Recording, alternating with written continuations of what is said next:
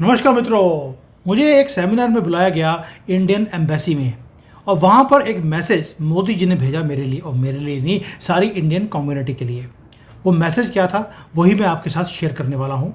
और अगर आपका कोई भी मित्र, फ्रेंड, कोई भाई, बंधु, कोई भी अगर ओवरसीज़ रहता है, फॉरेन कंट्री में रहते हैं, प्लीज़ ये वीडियो उनके साथ शेयर कर लेना, क्योंकि ये मैसेज सभी भारतीयों के लिए है जो भारत से बाहर रहते हैं। आइए सबके साथ कनेक्ट करते हैं और जो युद्ध मोदी जी ने डिक्लेयर कर दिया उसका पार्ट हमें बनना पड़ेगा। उसके बिना हम अपने देश को बचा नहीं सकते, इस युद्ध को जीत नहीं सकते। मोदी जी एक चीज़ बोलते हैं कि हमारे जो युद्ध है वो तो शुरू हो गया हमारे देश के खिलाफ, लेकिन उसमें एक चीज़ मिसिंग है। अगर उस चीज़ को हमने जीत लिया तो हम सारे युद्ध लड़ने की ज़रूरत नहीं, उससे पहले ही हम जीत लेंगे। युद्ध अभी शुरू नहीं हो रहा, युद्ध शुरू हो चुका है और हमें जीतने के लिए एक काम करना पड़ेगा जो मोदी जी का फॉर्मूला है। मोदी जी का फॉर्मूला है कि हमारी पॉपुलेशन है 140 करोड़ की, उसमें 3 करोड़ तो देश से बाहर रहते हैं या 3.25 करोड़ लोग बाहर रहते हैं, जिसको इंडियन डायस्पोरा बोला जाता है। लेकिन इस युद्ध का ये 140 करोड़ लोग भी पार्ट नहीं है, और जो 3 करोड़ लोग बाहर रहते हैं वो भी इसका पार्ट नहीं बन रहे। सभी के दिमाग में एक ही चीज़ है, सानू की, मोदी है तो संभाल लेगा। बट इस तरह से हम युद्ध को जीत नहीं सकते। हमें सीखना पड़ेगा इजरायलियों से कि वो युद्ध को जीतते कैसे हैं। अब आते हैं कि मोदी जी की एक्सप्लेनेशन क्या थी, और आपको समझने की ज़रूरत भी है, क्योंकि देश हमारा है, ये उस कम्युनिटी का नहीं है जो सिर्फ लूट मार करने के लिए जानी जाती है, जो कहते हैं छीन कर हम ले लेंगे, कमा कर नहीं लेंगे, क्योंकि कमाना आता ही नहीं है। इजराइल क्या करता है? इजराइल की पॉपुलेशन दोस्तों 90 लाख की है। ये मोदी जी के वर्ड्स हैं कि मित्रों, इजराइल की पॉपुलेशन 90 लाख की है, लेकिन जो उनका डायस्पोरा है, जो दुनिया भर में इजरायली जो लोग फैले हुए हैं, वो 1.5 करोड़ हैं। लेकिन जो ये 1.5 करोड़ हैं, ये आइसोलेशन में नहीं रहते, ये इकट्ठे मिलकर रहते हैं एक नेटवर्क के अंदर। इसीलिए इजराइल का दबदबा पूरे दुनिया में है। Their weight is much higher than their number of people. वो 1.5 करोड़ है, हम 3.25 करोड़ हैं, लेकिन उनकी सुनी जाती है, हमारी सुनी नहीं जाती। यही हाल चाइना के डायस्पोरा का है। वो भी दुनिया भर में जाकर कंपनियों में काम करते हैं। वो चाइना में वापस सिर्फ पैसे नहीं भेजते, वो वहाँ से एक्सपर्टीज़ जो सीखते हैं, जो कनेक्शंस वो क्रिएट करते हैं, जो पैसा कमाते हैं, ये सारी चीज़ें वो चाइना में वापस भेजते हैं। दुनिया भर में सबसे बड़ा जो डायस्पोरा है वो भारत के पास है, लेकिन हम एक नेटवर्क की तरह हम ऑपरेट नहीं करते। हम ऑपरेट कर रहे हैं एज इंडिविजुअल्स। ये चेंज करना पड़ेगा अगर युद्ध को जीतना है, और अगर चेंज नहीं किया तो हम इररिलेवेंट हो जाएंगे दुनिया भर में। 32 मिलियन यानी कि 3.2 करोड़ पीपल भारत के इंडिया से बाहर रहते हैं। ये larger than population of Australia. ये सिर्फ लोग जो हैं हमारे भारतीय, ये भारत से बाहर नहीं रहते, वो चीज़ों को रन भी करते हैं। गूगल है, माइक्रोसॉफ्ट है, IBM, एडोब, मास्टर कार्ड, यहाँ तक कि चाइना की बड़ी बड़ी कंपनियाँ भी, एक जैन भाई बैठा है आपका चाइना में, वो संभाल रहा है। इंडियन CEOs हैं कंपनीज के अंदर, और ये कंपनियाँ वो हैं जो ट्रिलियंस ऑफ डॉलर्स की जिनकी वैल्यू है। ये मोदी जी के वर्ड्स हैं। लेकिन ये वो चीज़ें हैं जिसके बारे में कोई बात नहीं कर रहा, कि हम कलेक्टिवली बात नहीं करते, हम इंडिविजुअल सक्सेस की बात कर रहे हैं। ये जैन गया एक चाइना में, उसने दबदबा बना लिया, लेकिन जैन ने दबदबा बनाया अपने लिए। क्या उस जैन ने पूरी जो यहाँ पे इंडियन कम्युनिटी है उसके साथ मिलकर एक कलेक्टिव पावर क्रिएट करने की कोशिश करी? तो मैं एडमिट करता हूँ, आंसर है नहीं। यानी कि अगर इंडिया को अपने आप को फुली प्रिपेयर करना है किसी भी युद्ध के लिए, तो इस कलेक्टिव पावर को ये एक्टिवेट करना पड़ेगा। और अब देखिए कि something big is also happening in the world. ये शिफ्ट है जिसको हमें समझना पड़ेगा। दुनिया फ्रेगमेंटेड है, सप्लाई चेन्स टूट रहे हैं, टेक्नोलॉजी वॉर हीटअप हो रही है, AI, सेमीकंडक्टर, स्पेस टेक्नोलॉजी, ये सारी चीज़ें हैं जो ओपन है। कोई भी इसको अब पकड़कर आगे निकल सकता है। और ये जो सारा क्योस है, ये जो सारी प्रॉब्लम चल रही हैं, युद्ध हमारे गले तक आ चुका है।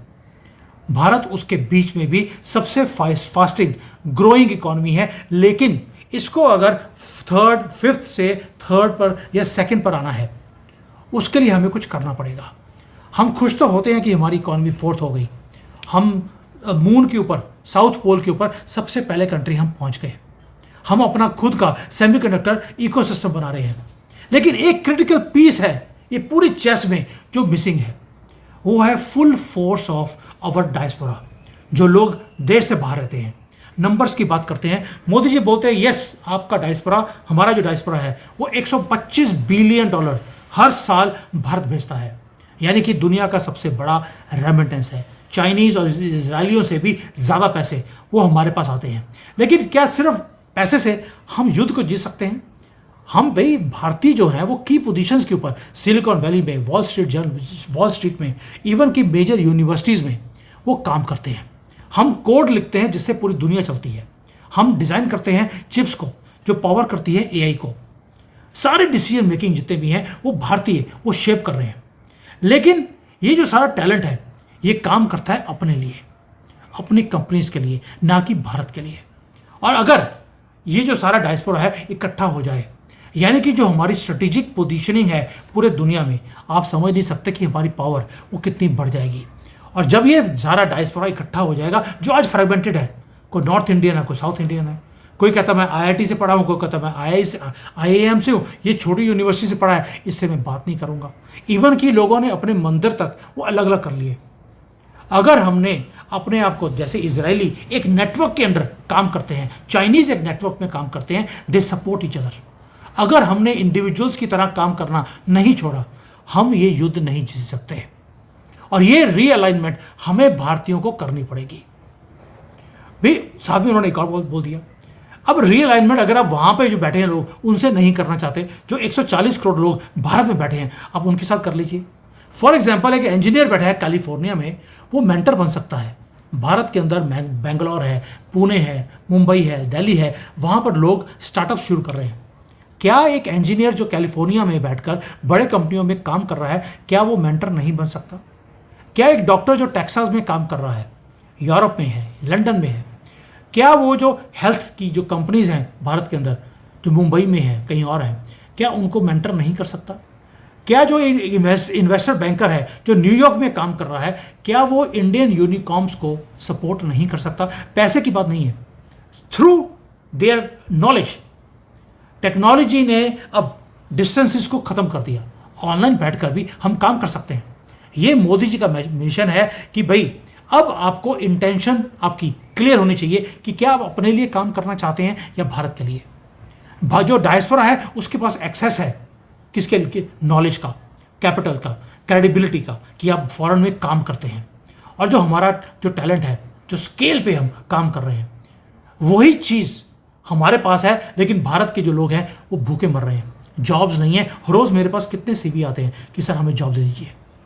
ये जो दो फैक्टर्स हैं कि भारतीय जो बाहर बैठे हैं, अगर भारतीयों को सपोर्ट करना शुरू कर दें, बाहर भी और देश के अंदर भी, वी विल बिकम अनस्टॉपेबल।